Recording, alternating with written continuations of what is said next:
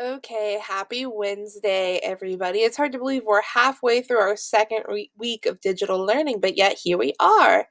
So today we're going to be identifying how a character's point of view can change during the story. And this comes from that Reading Literature Standard 2.3, which says that we're going to be able to describe how characters in a story respond to major events and challenges.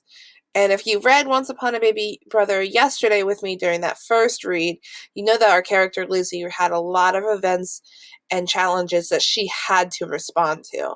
The reason why we look at point of view is so that we can see how different characters feel about the same event in the story, but also how one character point of view can change through different events in the story. So today you're going to start with that phonics practice and watch this instructional video. You're going to go into your second read of Once Upon a Baby Brother, and then you're going to complete a respond to reading question and do that 15 minutes of iReady reading practice that you should be doing every single day. So like I said, our story is Once Upon a Baby Brother, and we're looking at point of view. And so authors can have the point of view of who is telling the story. So you can have first person, second person, or third person. Most of the stories that we read come in that third person point of view. They're told by a narrator who is not in the story, and they use things like he, she, or specifically list the names of characters in the story. And that's what we have here today with Once Upon a Baby Brother. But while we're in that second read, we want to start really focusing in, again, on that vocabulary, that text structure, and what we're focusing on in our lesson today is that point of view of different characters. And more importantly, today I want to focus on the point of view of one character. While we're reading, we want to make sure that we're marking up our text, especially those important vocabulary words and anything we might not know. And then we want to make sure we're completing any text-dependent questions and making those graphic organizers like the one we used yesterday to help us understand what we're reading and learn the lessons from the story. Today we're going to be using the point of view chart that is in your Turn practice book on page 216. It has at the top here, character, clue, point of view. And the one in the practice book doesn't give me a lot of space, a lot of lines to write everything, but it gives me a lot of space. So what I'm going to show you, and I'm going to show you bigger in just a minute, is how I took that small chart with only 2 sections and I split those sections up and then I drew some new ones so that I could have multiple lines. And the reason I wanted to do this was today I want to focus on how one specific character, which is Lizzie, changes her point of view from the beginning of the story to the end of the story. So I've already put one in here for you.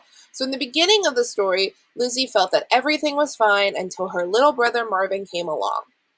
That was on page 414 of the text. I wrote the page number just so if I'm doing a race response, I know exactly where I got that information from. And then her point of view, and this again is an inference or a judgment that I make. So Lizzie thinks her brother gets in the way of what she wants. And we see this happen a lot. Every time Lizzie wants to do something, or every time Lizzie wants to tell her parents something, Marvin's there getting in the way because he's a baby and he needs all this extra love and attention that babies need. And Lizzie struggles with that a lot. So then, as I keep reading, I gave you a second clue of another spot in the text. Lizzie loved Miss Pennyroyal's second grade class. So now I'm thinking, what is it that Lizzie thinks or loves about second grade? And so I can write in my chart, Lizzie thinks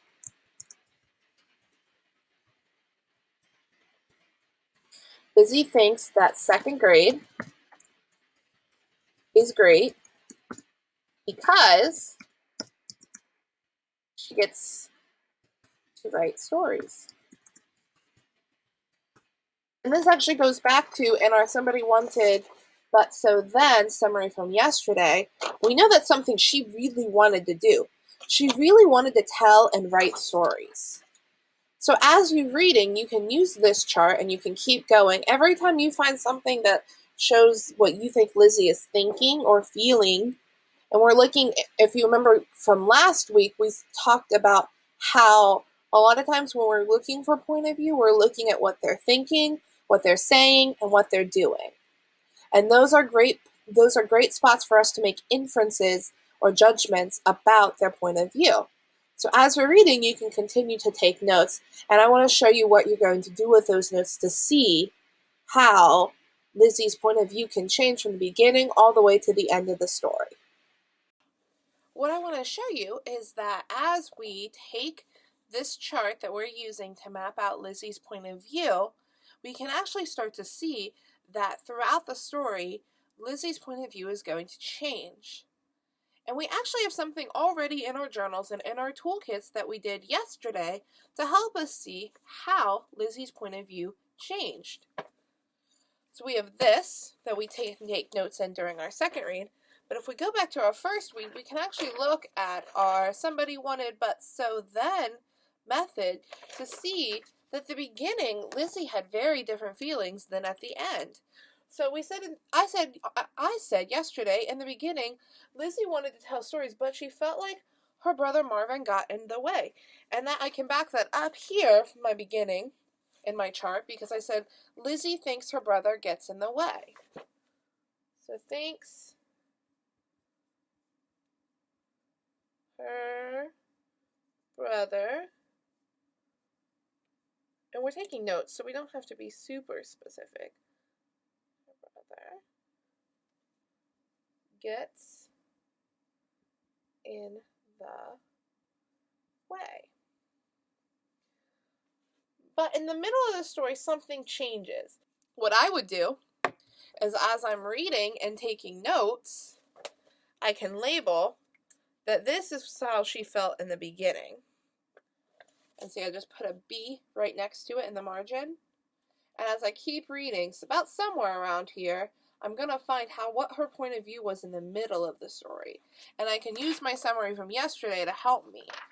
So she had to find new inspiration. Oh, so something's going to change. Something's going to change that makes her find new inspiration. And then my then is going to be the end of the story. And it's going to be how she felt at the end of the story. So that's what you'll be working on today while doing your second read of Once Upon a Baby Brother. You can use this chart, and you can, again, this is another close-up view of how I took that chart with only 2 sections and made it more so I could keep mapping out Lizzie's feelings during my read. And then, as I'm taking notes in my journal, I can start to map out how she felt in the beginning, middle, and end of the story. So again, this is that question that we're looking at. How did Lizzie's point of view change from the beginning to the end of the story?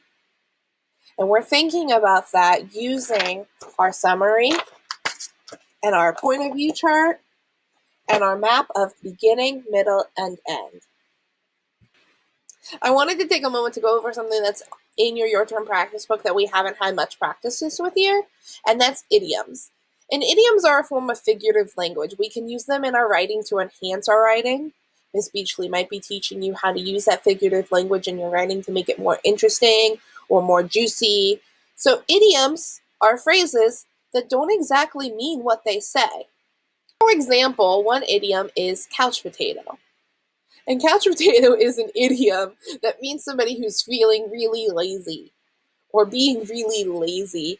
I think right now, as we sit at home and we watch a lot of Disney Plus and Netflix and play our video games, a lot of us are starting to feel like couch potatoes.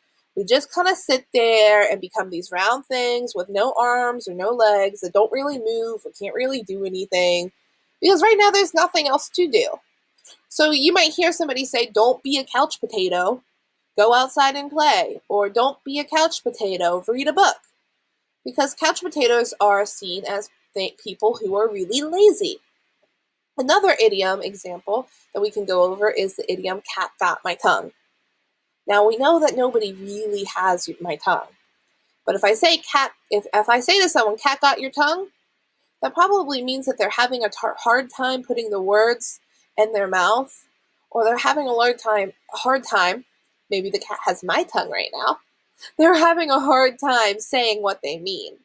Because if somebody's holding your tongue, it makes it really hard to say what you need to say. Don't do that at home, please. It is COVID season. But we can use these idioms to enhance our writing, to enhance our reading. But a lot of times they're really hard to figure out what they mean, especially for just learning how to read in the context of the stories that we're reading. So I want to give you a couple of clues, and this will help you with your work on page 218 of your term practice book to figure out what an idiom means. So if you're trying to figure out what an idiom means, you want to start, and I think this is probably the most important part, you want to use the context for clues.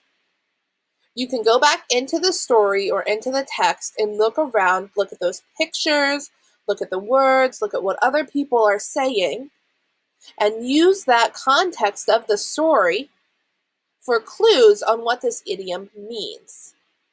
You can also think about where you've heard it before.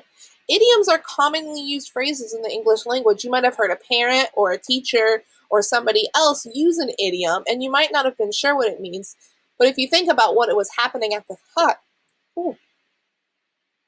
if you think about what was happening at the time when that was all going on, you can start to figure out what that idiom means. You could also draw a picture. I think these cartoons are really funny depictions, and it gives me a visual of what this idiom might mean. We can also put it in a new sentence. So if you're learning an idiom for the very first time and you're figuring out what it means, put in a new sentence. See if it still makes sense. If I'm thinking that cat got my tongue means that the cat is holding my tongue and I'm in a lot of pain, if I used it in a new sentence, I said, I stubbed my toe and the cat got my tongue, well, that doesn't really sound right. So maybe cat got my tongue does not have to do with the pain I'd feel when the cat got my tongue, and I can go back to the drawing board and look around and figure out what cat got my tongue means. So I thought this was a really funny cartoon that I would share with you, and it said, I'm just really, really sorry. I got so hungry and I couldn't help myself. Can we still be friends? But he's really thinking, oh my gosh, this was so incredibly delicious. And if you look, this crocodile's crying, those crocodile tears, at the friend who now has no head. So the crocodile's not really sorry that he ate this person's head. He's really thinking, oh, this was so delicious. But on the outside, he's crying those tears and telling the person he's so sorry. So a lot of times when we use the word crocodiles or tears, we're referring to those fake tears. We know they're not real. We know you're not really upset. You might hear teachers and parents use crocodile tears a lot. I know my mom used to always tell me, cut out those crocodile tears. This is an example from your book, and I want to use some of the steps that we have to figure out what it means to say get out of hand. What it means when we say to get out of hand. And this came straight from your Yorktown practice book, and I'm going to go through those steps with you to figure out the first one. I think idioms can be a really fun way to use the English language to add some little bit of pizzazz or juiciness to our writing, but they can also be really confusing because we're not sure exactly what they mean, so we have to go back and we really have to focus while we're reading to figure out the context. So today, one of the examples that was in your term practice book was, this was number 1 on page 218. It said, before the talk could get out of hand, Mr. Webb spoke up. So the first thing I'm going to do is I'm going to go back to the actual story, which is on page 213, and I'm going to start reading through. And I'm going to find where it says. So it was on line 97. I can show you right here. And it said, before the talk could get out of hand, Mr. Webb spoke up. So I have to go back right before that. And right before that is when the characters Luz, Jade, and Stacy are fighting over who is going to play the role of Henny Penny. So my context is that the students are talking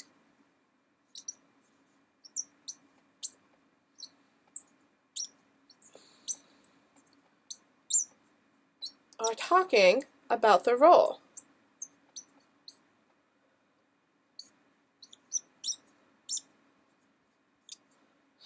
then I can also go back and I can think, well, where have I heard that before? And this is Miss Bates's real life example. So my mom always told me to not let my laundry get out of hand. Well, even though I've been home, I feel like I can still have a lot of laundry everywhere all the time. And so when I went to do my laundry this week, I thought, there is just so much here. Wow, my laundry has really gotten out of hand. So when I'm thinking about it in that context, or in my real life, I'm thinking it was really overwhelming. My laundry was overwhelming. There was just too much. Okay, so then we can also do two more things. We can draw a picture or put it in a new sentence. Well, I've kind of done that here with putting in a new sentence, so I'm going to draw a picture. So here's my hand. Please don't judge my drawing. Okay, so here's my hand, and here's my ball. Well, if my ball is out of my hand, do I have control over it? Can I control which direction the ball goes? Can I make it go up or down if I'm not holding it? No, so if the ball is out of my hand, then I have no control over it. I think what the author meant when they used get out of hand was Mr. Webb didn't want to lose control of the situation. He didn't want to feel overwhelmed, and he didn't want the students to start fighting. So Mr. Webb didn't want to lose control.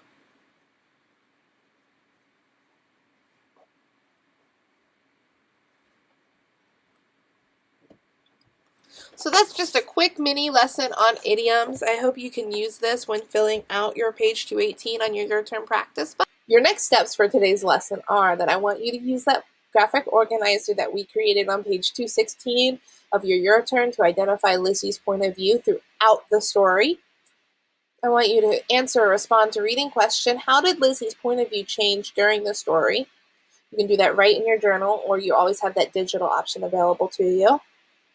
And then I want you to complete page 218 in your term practice book about idioms. Don't forget that you should be doing 15 minutes of iReady reading a day, and you also have extra practice available to you on Wonders, as well as on ABC Mouse. I hope you have a great day of learning, Furman Scholars, and I will see you again tomorrow.